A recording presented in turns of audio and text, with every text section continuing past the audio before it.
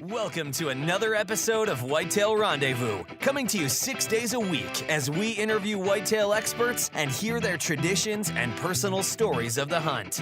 Learn more about the latest gear, discover proven tips, and the latest strategies so you can make your next hunt a success. Now, here's your host, Bruce Hutchin.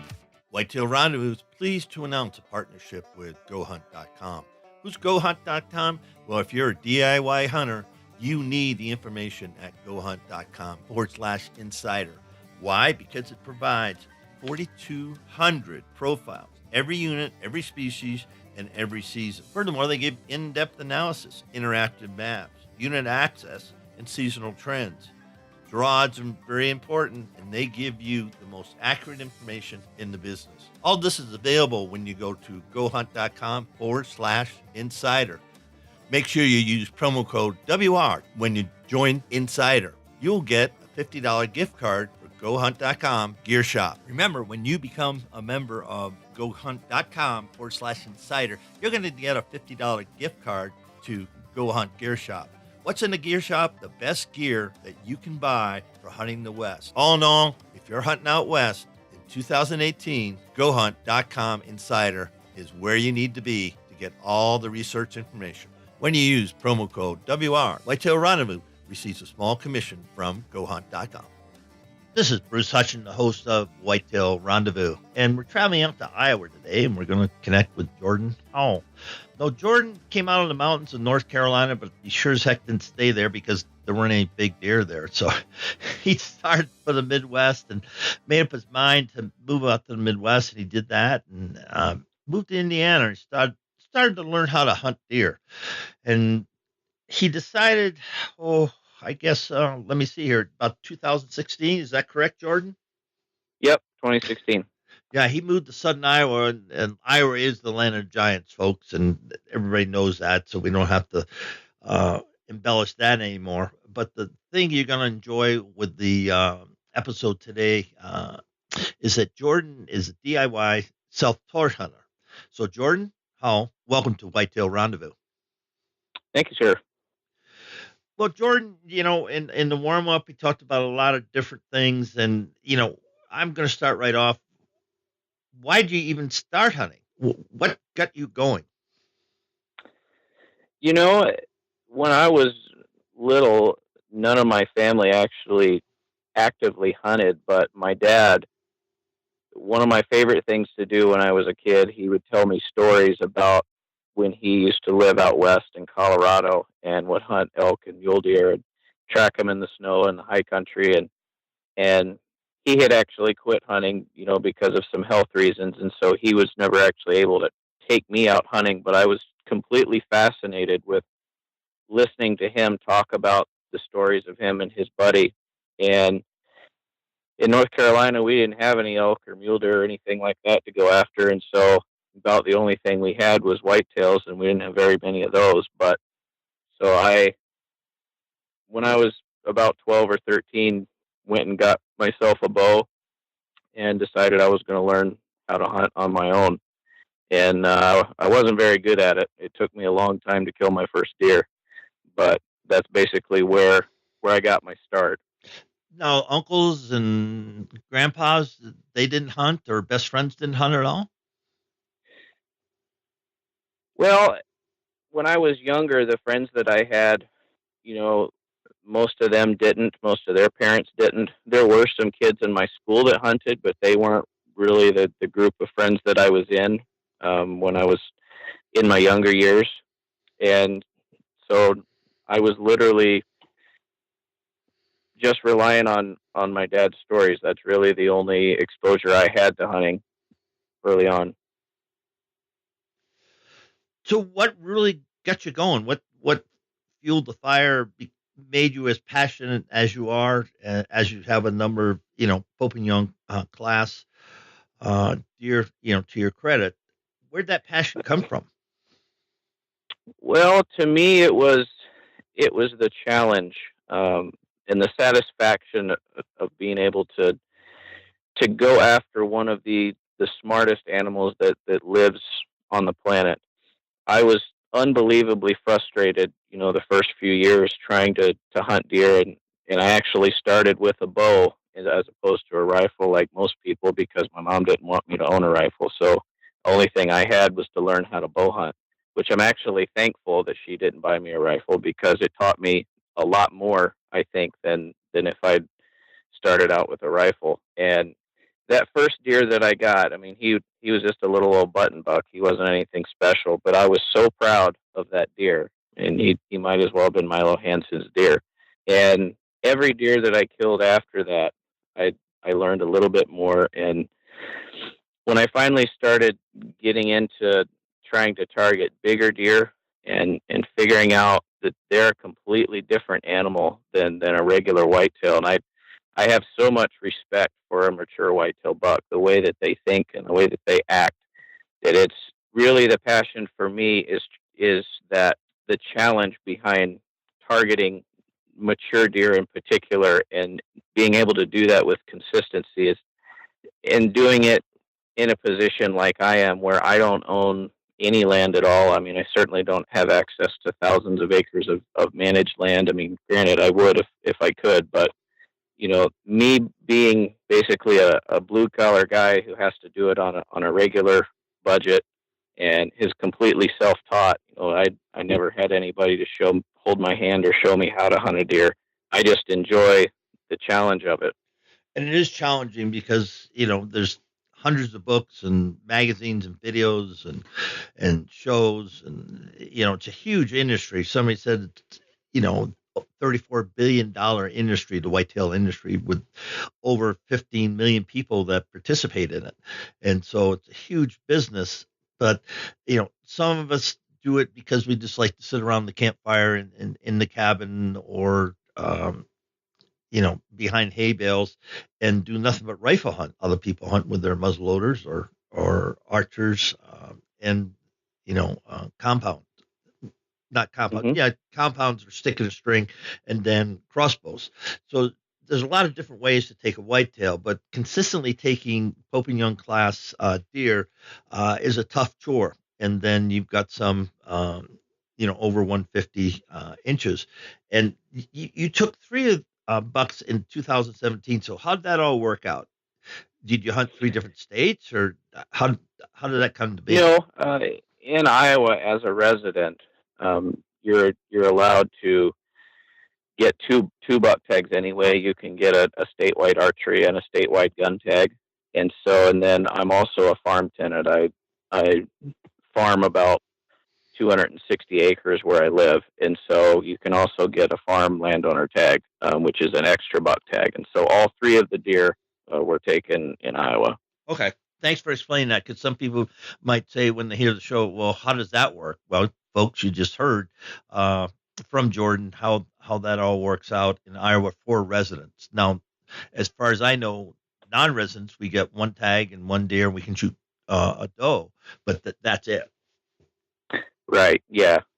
Non-resident is completely different. I mean, non-residents are limited to certain zones they can hunt in certain seasons, and it's not that way for a resident. I go to the hardware store and buy a $24 tag, and I'm good to go. Thank you very much. It's all good. If you're farming, and putting seed in the ground and Roundup down and other herbicides, and then coming back and putting your fertilizer down and then picking it up at the end of the year and harvest, you get a lot of money to spend. So, good for you. I can buy every tag in Colorado for about $800. So if I put them in a draw, ladies and gentlemen, in Colorado, that's how much it costs to put for everything in the state into the draw. And they just changed that this year. In fact, it's $3 to apply.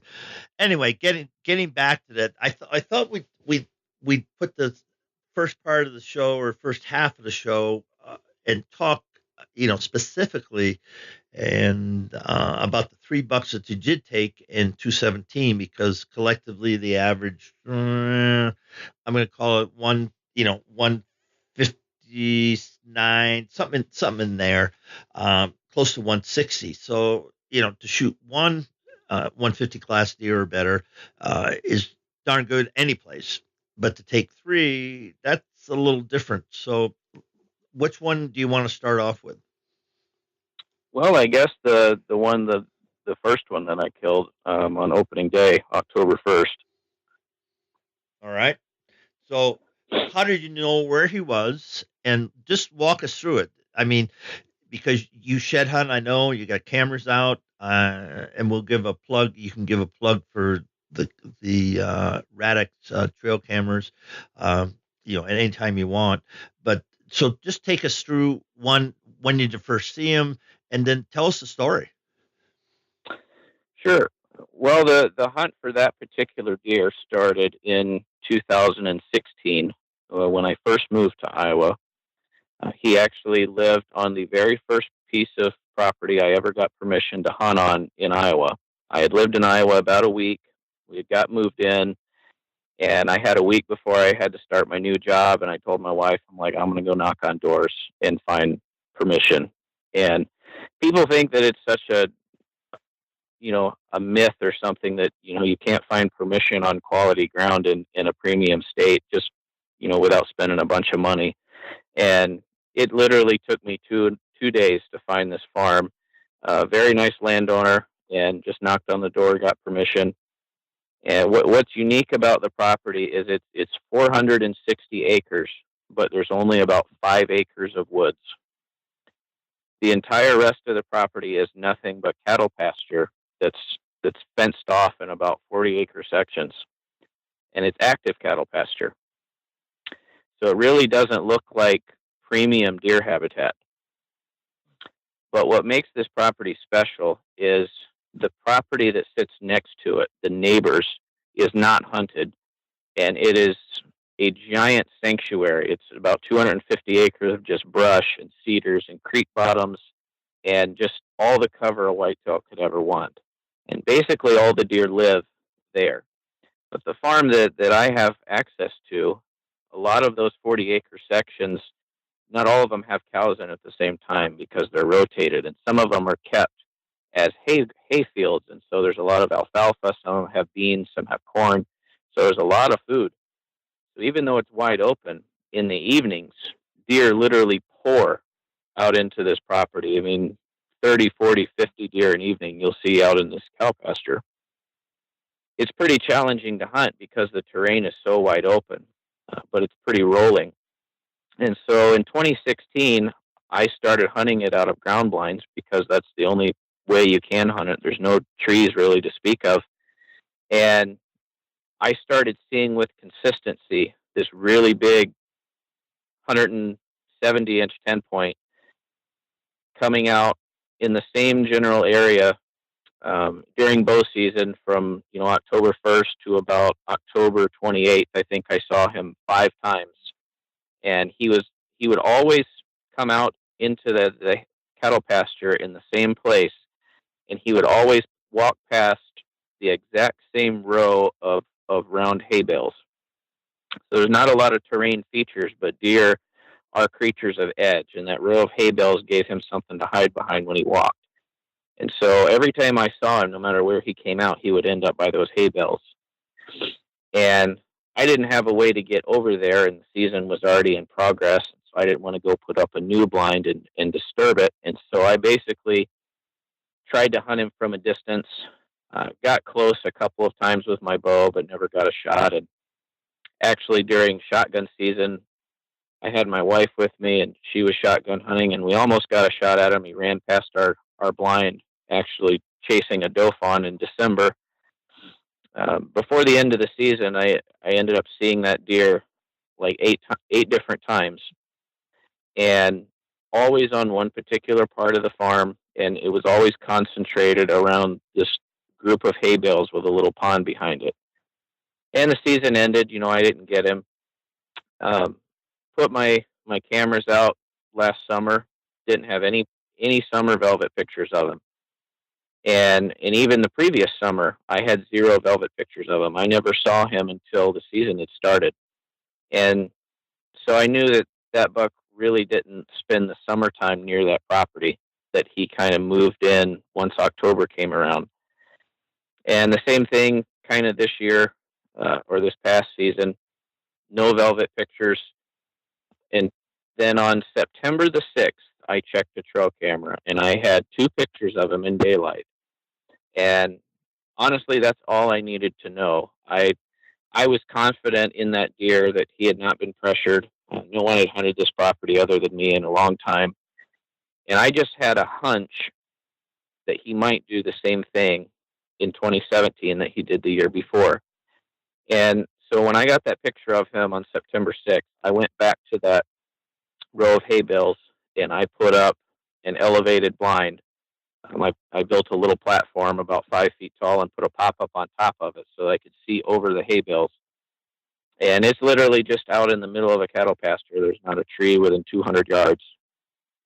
But I just had a hunch that deer would do the same thing.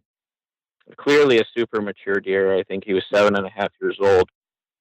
And I found that a lot of these super, super mature deer, they will find something that works, something that's kept them alive for years and years, and they will keep doing that. I think the super mature deer are oftentimes more patternable than like a 3 or 4 year old deer is, because they found what works. And so I put that blind up and left it completely alone. I knew the information I needed. I didn't go back. And opening night, I actually had another deer that I was going to target, but my wife wanted to come with me. And I didn't really want her up in a tree stand. She was pregnant. And so I said, well, come with me and we'll go sit in that blind. I said, the wind's right for that. And I know there's a pretty good deer that we got a good chance to see anyway. And so we get up in the blind, and this is October 1st, opening night. I'm just really just happy to be back in the woods again. It was the very first hunt of the year. Just looking forward to seeing some does. And, the evening progressed, does start coming out, little bucks. We had probably about 35 deer out in front of us in the alfalfa. And about 10 minutes before the end of shooting light, my wife actually spotted the buck. He hopped the fence to the north of us, and she spotted a big rack coming over the hill. And she actually saw him before I did. And I pulled up my binoculars, and instantly I recognized it was him. It was the same deer from 2016, and he was doing the exact same thing. He was marching right at us, right towards the hay bales. And so I got ready, and he was getting pretty close, and we had some other deer that were actually right under us, and so I didn't want him to spook. And so when he was a little over 40 yards out, I ended up stopping him, and he was broadside. Shot him, double lunged him, and he only went about 50 yards and tipped over. So it was a pretty awesome way to start the season. Now, is that the buck with the scent crusher in front of him? The scent crusher bag? That's the one. Yeah, in the alfalfa. And then I don't see the hay bales there. In the background, I see a few trees or something, or that might be a hill or something. Yeah, those pictures are actually taken at my house the next day. So. Oh, okay. Okay, they're not in the field. Okay, folks. So I just stumbled through that. Jordon, thank you for correcting me. So let's pick that apart. One, older deer, and I love how you said, he's lived 7.5 years, so he knows what works. One, he has a sanctuary to live in during hunting season, but where he spends June, July, August, the winter, basically we don't know, do we? No, I didn't. But once I figured out that he was kind of doing the same thing, I really didn't care. If he felt I think he felt that neighboring property, since it doesn't get hunted, is like you said, it's a sanctuary for hunting season. And so he probably has access or had access to, a big soybean field somewhere that he was spending the summer. And once those beans started turning yellow, he went back to his fall range, which happened to be where I was hunting him. Now, where'd you put the cameras up? On fence posts, or how'd you set cameras up? So I actually had to get pretty creative. I used electric fence wire, and I would make little fences. I would use the farmer's bale yards where the landowner has electric fence, basically keeping the cows out of the hay bales until she wants them to get to them. So I would go around inside the bale yards and put cameras up. I had couple mineral sites inside the bale yards, and then fence jumps where on fence posts, like you said, I'd take a camera with like a stick and pick and put it on a T post right where a fence jump where they come into the property is, and see which fence jumps they were using. Explain fence jumps for people that might not know what they are. Well, so in southern Iowa, like many places in the Midwest, has a lot of cattle country, and so there's a lot of just 3-strand or 4-strand barbed wire fence or woven wire fence. They're originally put up for cattle, and you'll see that even through the timber in a lot of places. And so deer, they're smart, but they're lazy. They'll always, most of the time anyway, pick the easiest spot to cross that fence where something's fallen on it and the wire's a little bit lower, or the wires are loose, or something where there's a little bit of a knoll where they can get over it easier. And you'll notice it's pretty clear. You'll see big divots on both sides and a pretty heavy trail where the deer prefer to cross the fence. And so I find those types of places and use those to put cameras up to see what deer are using which fence crossings. And folks, if you're in a new property and you see, some likely trails and there isn't an advantage, I said, I think the deer, you can create that, especially if it's barbed wire. You just twist the top barbed wire down with permission from whoever owns the property.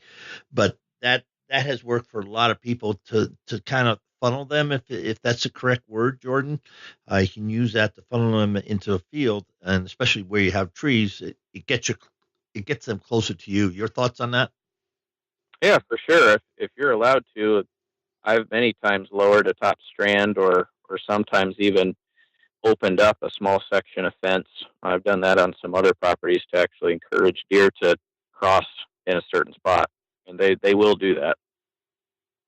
So that's kind of something, if you haven't tried that tip, go ahead and try it. You mentioned he was the buck that you, number one buck, he was about 40 yards out and you stopped him. Now, how'd you do that? I just made a little noise with my mouth. He was calm, he was walking, so I would have let him kept coming, but I had another probably 120-inch deer about 5 yards away, and I didn't want to spook him, and so I made just a little noise with my mouth while he was about 40 yards away to get him. I just needed a couple seconds for him to stop so I could settle my pin. No, 40 yards. He was pretty relaxed, you said, so he didn't even try to jump the string, did he? No. He didn't drop at all when I hit him. And a lot of that too is it's October 1st, it's opening day. None of the deer have been shot at for a long time, and so they're not on pins and needles like they are in January. Good point. And off the farm that I'm privileged to hunt, Garrett took the biggest deer we've ever taken off. It was the second day of the season in September. And this is in Wisconsin, and just a beautiful deer. And he had watched it all summer. And the buck was running with some other bucks, and he got in there. And the second evening, it was all over. And he took a gorgeous deer, kind of like you did. It was opening day, right? Right. So lessons learned there, folks. Early in the season, you don't have to wait for the rut. If you can pattern the buck and you have a setup like Jordon has, not too many people hunting it. 2, you got a sanctuary nearby. You got tons of food, literally, and you're creative in setting them up. So let's think back, to your creativity of setting up that blind, 5 feet off the ground, so you can see over the bales, and you got a little pop-up blind, staked down to some plywood. Why do you think that would work rather than just putting a ground blind in between the bales or in front of the bales or whatever? Well, I wanted to be able to see what was coming before it was right on top of me.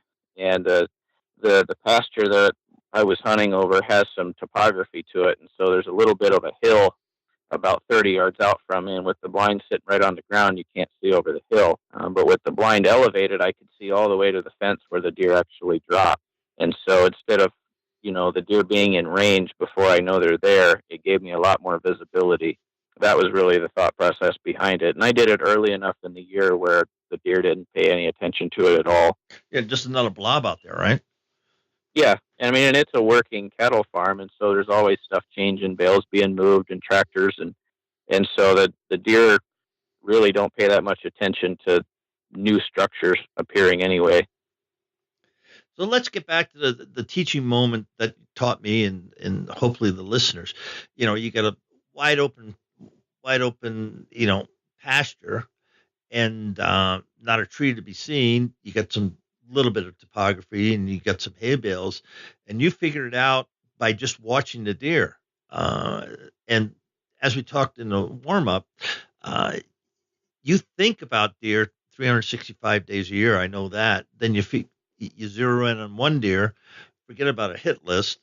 You may have one, but once you see the right deer, you go after them. And so, how did you develop this thinking man's whitetail hunting? Well, I have just noticed over different years of doing it that paying attention to little things makes a big difference. Not being afraid to think outside the box. I mean, a lot of guys would look at a farm that has no trees and think it's unhuntable, unless you've got a rifle or something. And I kind of had that mentality too, coming from the East Coast where you've got hundreds of thousands of acres of timber. I'm a tree stand guy, but I kind of had to break that mold and figure and not so much worry about what tactics am I comfortable with. I had to start thinking about, what do I need to do to kill this deer? What is this deer's weak spot? Where does he feel safe? And what do I need to do to adapt in order to do that? And that's honestly how I approach every deer that I go after now. I don't let myself be limited by any particular, tactic or anything. That deer, he knew he was safe out in the middle of that cow pasture because he could see all around him, and he knew nobody had ever hunted him out there. And so nobody in a tree stand was ever going to get a shot at that deer. And so the previous year, watching him do that, he would chase does out of that sanctuary and take them out there in the cow pasture and spend all day with them out there where he was safe. And so it's just being adaptable and reading each situation and figuring out, trying to find each individual buck's chink in his armor and try to capitalize on that. And they all do have chinks, because they're habitual. They really are. If unpressured, you can definitely get on bucks, but first you have to locate. And that's why I'm a big believer in long distance scouting, which you do out west anyway. You just have to, because you can't, you just can't cover the miles. You have to let the glasses work. But more and more people are doing it, out of their pickup or from a knoll or a hillside, and finding bucks and just watching them, from afar. And that's become more and more prevalent by people who are successfully scoring every year on mature deer. No question about that. So, when you spot a deer, you watch the deer, this deer you pattern, and you close the deal. What was the number one lesson he taught you during that period of time?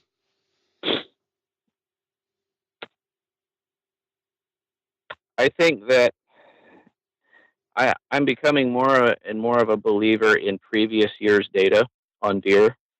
When it comes to mature deer, I'm not talking about just any deer, but when it comes to a super mature deer, I think there is a lot of value in keeping track of what the deer did the year before. And it's not an exact science, but I've seen it a lot of times where even with something like trail camera pictures, if you get a trail camera picture of a deer and you check it and he's on there, that's great.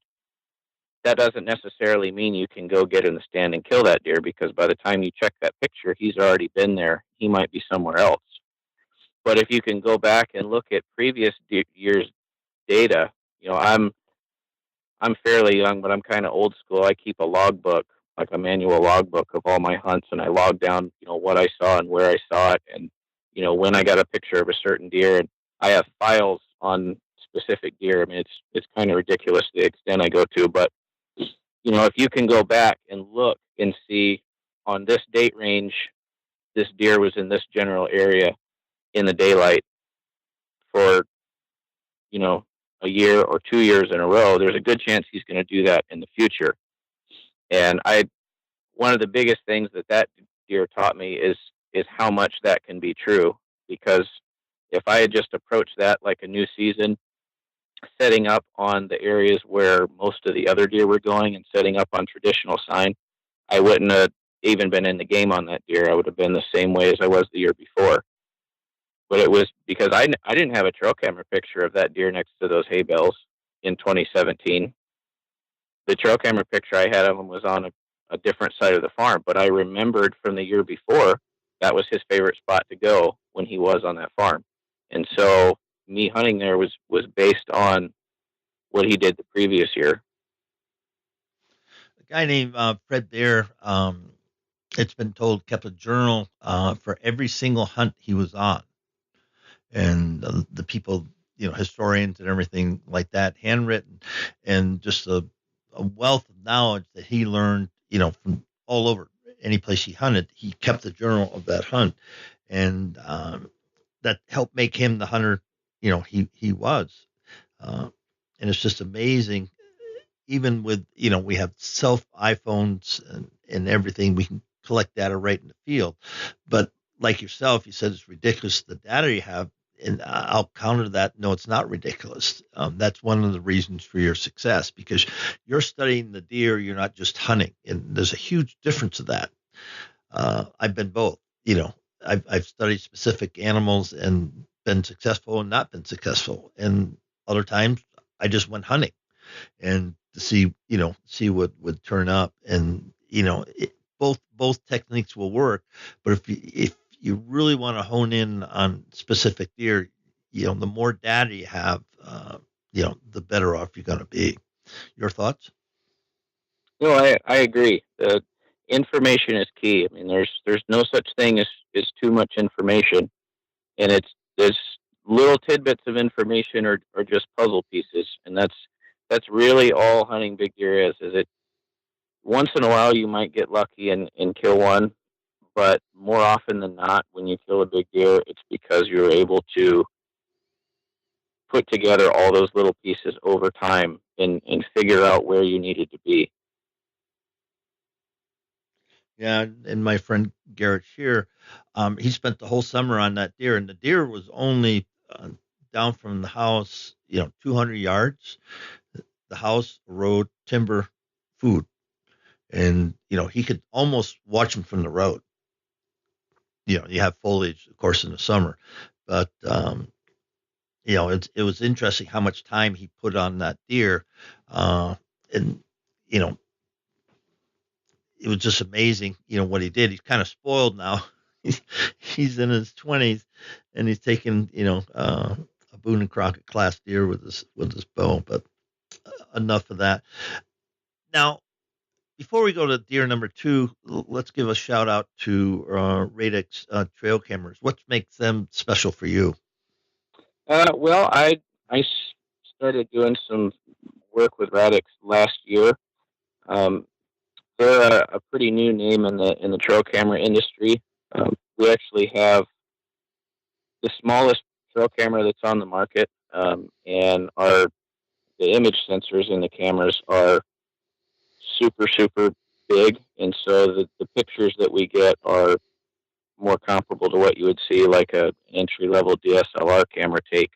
Our image quality is what we really like about them, and our small size is what people really like. Our smallest cameras 3 inches by 4 inches by 1.5 inches, and so they're smaller than most wallets. They're smaller than an iPhone. They're easy to hide, which is good for guys that have cameras that tend to grow legs. And are you like on their pro staff or? I am actually their field and pro staff manager. So I actually oversee the people that are on their field and pro staff and help with marketing for the company. So you want to give a shout out if somebody wants to get a hold of you regarding pro staff, or you would rather not? Yeah. My email is Jordon at radixtrailcameras.com. You can get a hold of me there, or there's a field staff tab on our website at radixtrailcameras.com, and you can contact me through there also. So we got number 1 buck out of the way. Tell us about number 2. Well, number 2 is a very different type of story. He actually lives on my home farm where I live, on 260 acres there. And that deer, I first, 2017 was the first year I hunted that farm. We just moved in and into that farm in April of 2017. And so as soon as I got there and crops are in the ground, I had to start thinking about, the important stuff, deer. So I started putting a bunch of cameras out on mineral sites, and I picked this deer up almost immediately. But before I go any further, trail cameras absolutely 100% killed this deer as much as I did. I learned everything I knew about this deer because of trail camera data, and there's no way I would have killed him otherwise. This deer did not live on my 260 acres. I didn't know where he lived, but he would come into my mineral site about once a week, maybe twice a week, in the middle of the night, like the dead of night, 2, 3 o'clock in the morning. So I knew he was traveling a long way from wherever it was that he actually lived. And because I had other bucks that were residents that I would literally have on my mineral site morning, noon, and night every day, I knew that they lived there pretty close. This year, he would just kind of show up for a day or two, and then he'd disappear for a week. So I knew that my farm really wasn't his primary core. And the same thing kind of happened, once velvet came off September. Actually, there's a creek bottom that kind of winds through the middle of the property, and there's alfalfa on one side, and then some CRP with a bean field on the other side. And the creek bottom kind of winds north to south, and at the very north tip, I actually planted a food plot with some radishes and oats, and I put a hay bale blind there. Once again, there was not many trees for the wind that I wanted to hunt that spot on. I wanted to hunt it on a west wind, and there was nothing but a CRP field on that side, so I put up a hay bale blind on a platform. And so I would get pictures of him in my food plot in the middle of the night, 2 or 3 o'clock in the morning, once a week. And so really I wasn't focused on hunting this deer. There were a couple other deer that were actually bigger that I was actually wanting to hunt. And I was still trying to figure all of them out because it was a new property and first year I'd been there. And throughout mid-October, late October, same thing. In fact, I started picking him up on some mock scrapes, but all on this western side of my farm. I never had him on camera once over on the eastern side. So I kind of had narrowed it down a little bit. He was coming from somewhere to the west because I never seemed to pick him up on except one side of the farm. And then about November 2nd, I actually had taken vacation from work to hunt, but the weather was going to be awful. It was going to be muggy and foggy and warm, and the wind was not right for anywhere I wanted to sit. And so I was going to harvest beans that day, but it was too wet early in the morning, and you can't run the combine when the beans are too wet, and so you got to let them dry out and burn off a little bit. And so I said, well, I'm just going to climb in this observation stand I had way on the south end of the farm. It actually overlooks the neighbors, and as well as like a big 40-acre cedar thicket on my side. And so I climbed up there. I'm like, I'm just going to sit for an hour or so and just see what the deer are doing. On that morning, I saw this deer for the first time I'd ever laid eyes on him, and I'd never had a daylight picture of this deer ever. But I saw him on the neighbor's property to the south, about a half mile away, stand up out of this little tiny creek bottom with 2 does. And I said to myself, okay, I know where this deer is living now. He's living in this cow pasture on the neighbors to the south. That's why I never get a daylight picture of him, because he has to walk 3/4 of a mile to get to my camera. And I already knew that he never used the east side of the farm because I had a bunch of cameras over there. And so I basically reconcentrated all my efforts. The two bigger deer that I was going after had gone MIA. I didn't know what had happened to them, but this deer, I knew he was moving in daylight because I saw him with my own eyes. So that told me I have a chance to kill this deer. I just have to figure out where he's moving in daylight, because clearly he's not getting to my food plot until after dark. So I surrounded that creek bottom with cameras. I put like 8 cameras in probably a 30-acre area. So, I mean, this deer wasn't going to be able to breathe in that creek bottom without me knowing about it. And I was hunting every day, going in, checking my cameras on my way in and on my way out, and just trying to find what was going on with this deer. So I had seen him on the 2nd. On the 3rd, the wind was not good for where I wanted to sit in the creek bottom. I did have a stand actually down in the timber in the creek bottom and not at the point where my food plot was. Wind was not good, so I hunted a stand over on the east side of the farm where I knew he wasn't, but I had to be in a tree somewhere. Obviously didn't see the deer. Then on the morning of the 4th, a buddy of mine, about an hour after daylight, shot a nice deer, so I got down and I went to help him. Well, in the afternoon, the wind had switched back out of the west, the direction I needed it to be, so I went back to check a couple of my cameras I had on the western edge of that creek bottom. And lo and behold, I had 2 daylight pictures of this deer on the 3rd and on the 4th. I had seen him on the 2nd in daylight, and then on the 3rd in the evening, he walked 10 yards in front of my stand in daylight. And on the morning of the 4th, when I had got down to go help my buddy, he had walked past the same stand again. So I confirmed he moved in daylight 3 days in a row. And so I figured I can kill this deer. I just need to get aggressive and get on him. Because all the times that I'd either had pictures or seen him in daylight, he was actively looking for does. He was a super aggressive deer. I just had a feeling he was. So I got in that stand on the 5th and actually saw the deer come out of the creek bottom where my creek bottom stand was, which the wind was not right for. So I didn't get a shot at him that evening, but I confirmed that he was there, and that made 4 days in a row he was moving in daylight. And once again, confirmed where I knew that he was bedding, because he came right up the creek from the cow pasture on the neighbors, went right up the creek bottom past my other stand. So then on the 6th, I hunted that same stand again, had the same wind, saw every other deer, I think, in the state of Iowa except him. I saw like 36. I saw 36 bucks from the stand on November 6th. Probably the most incredible day of rutting action I'd ever seen. He's literally the only buck that I didn't see. But a couple days later, I checked another camera that was on the opposite side of the creek bottom out of my sight, and he had actually walked through there at 9:30 in the morning past another one of my stands. So he was moving in daylight again in that creek bottom. So I really wanted to get in my creek bottom stand, because every day he's walking past it, but the wind wasn't right. So I tried again on the 7th. Wind still wasn't right. Didn't see him again on the 7th, but a couple days later confirmed he had again walked on the other side out of my line of sight in the morning, and then came back in the evening in daylight. So I had him pinned to this 10-acre section of creek bottom. I just couldn't get the right wind to hunt it. And finally on November the 8th, I had a southwest wind, and I was so happy. It was the first time I was going to be able to actually get in that creek bottom.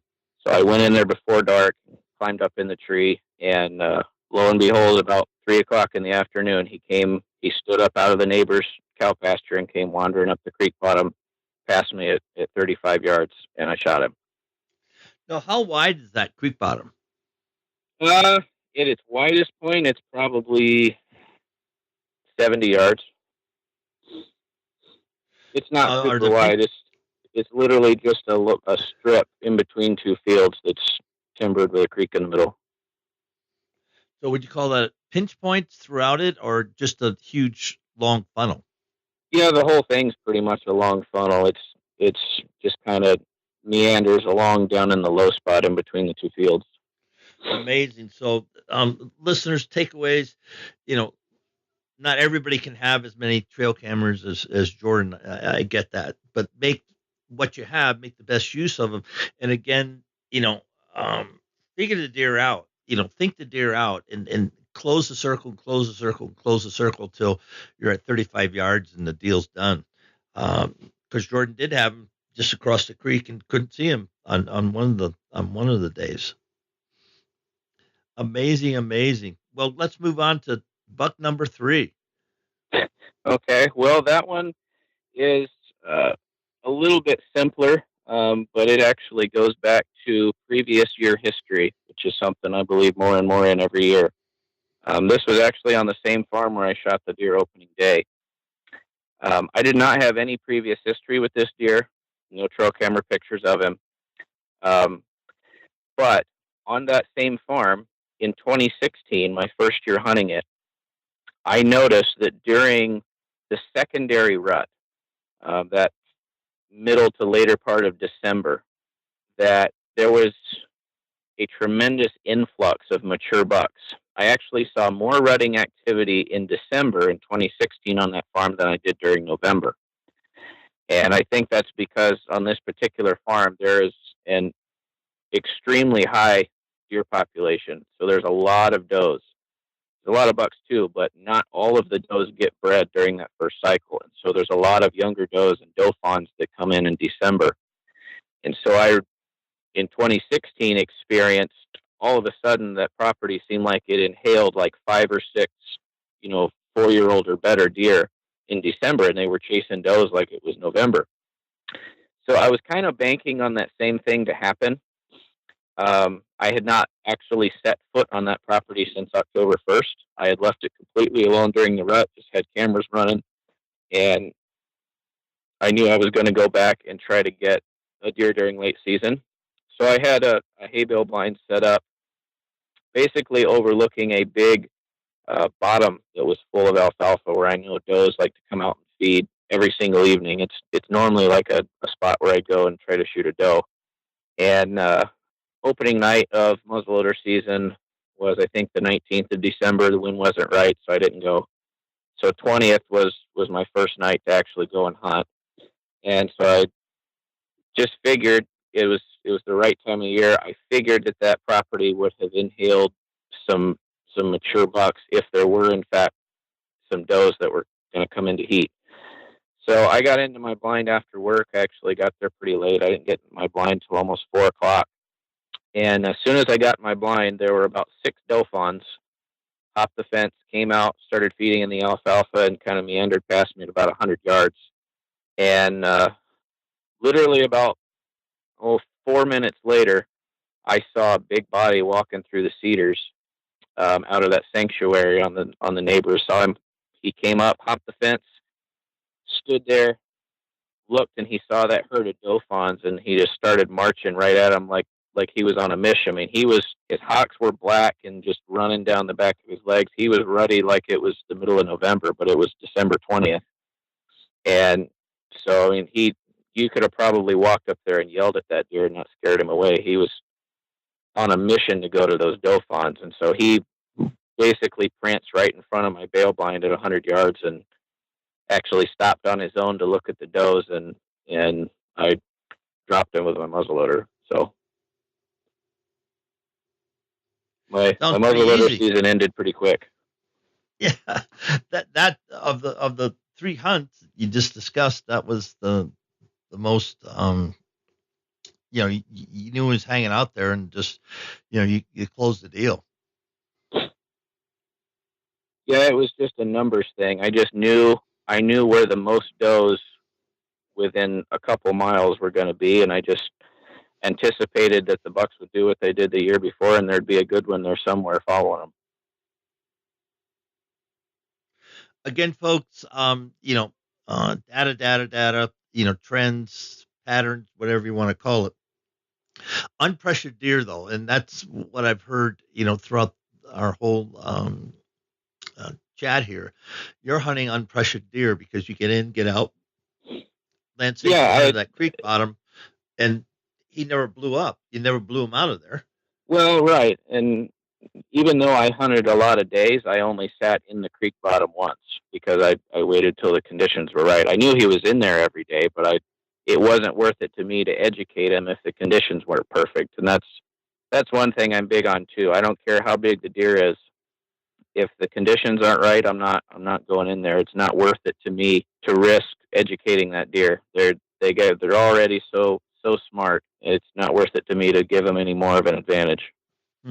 Well said. So let's end up the show and talk about what everybody's been doing for the last month or so, and that's shed hunting. What does that tell you about the bucks in your area or on the land that you have permission to hunt? Well, to me, it does a couple things. I mean, I absolutely love shed hunting. There's just something about it. To me, I almost get more excited finding an antler than I do killing a deer. Sometimes, to me, it shows me number one, the number and quality of bucks that are in the area, which is always a confidence booster. If you know that, if that shed antler's laying there, that deer survived the hunting season and he's most likely going to be around this fall. And so that's a big part of it. It's an inventory thing to kind of know what deer I need to start looking for. And honestly, shed hunting for me is a lot about getting data that I can't get during the season, because most of the places that hold the bigger deer are places I never set foot in.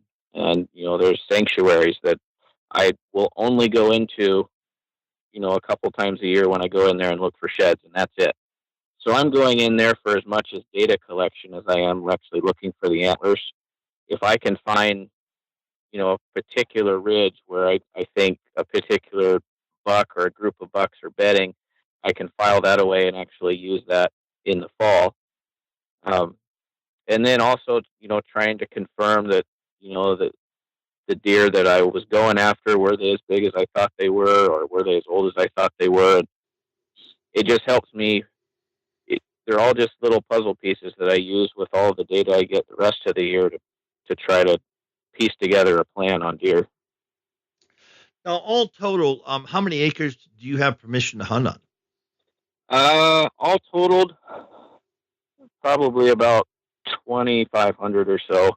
But that's not in one, for people who think, 2,500 acres, that's huge. Well, that's not all in one chunk. It's a bunch of little farms. It's 100 here, or 60 there, or 80 or 200. And farmland. It's not like that's all timber and huntable land. It's a lot of open grain fields as part of that acreage, and pastures, and so. But overall, it's about 2,500 acres. So 20%, timbered, and 80% tillable? Probably. Or pasture. So it's amazing, where the deer can live. I guess that's the point I was trying to drive to. And so many times we have big woods, and there's a lot of places in the upper Midwest, huge woods. And it's a lot harder to find mature bucks unless you really spend a lot of time in the farm belt, if you will. Their zones of living and places they're living, albeit some are tiny. I mean, just swales they might be living in. But if you spend the time, you're gonna figure out what they're doing, where they're doing it, when they're doing it, and it's such a fascinating sport. I mean, it really is.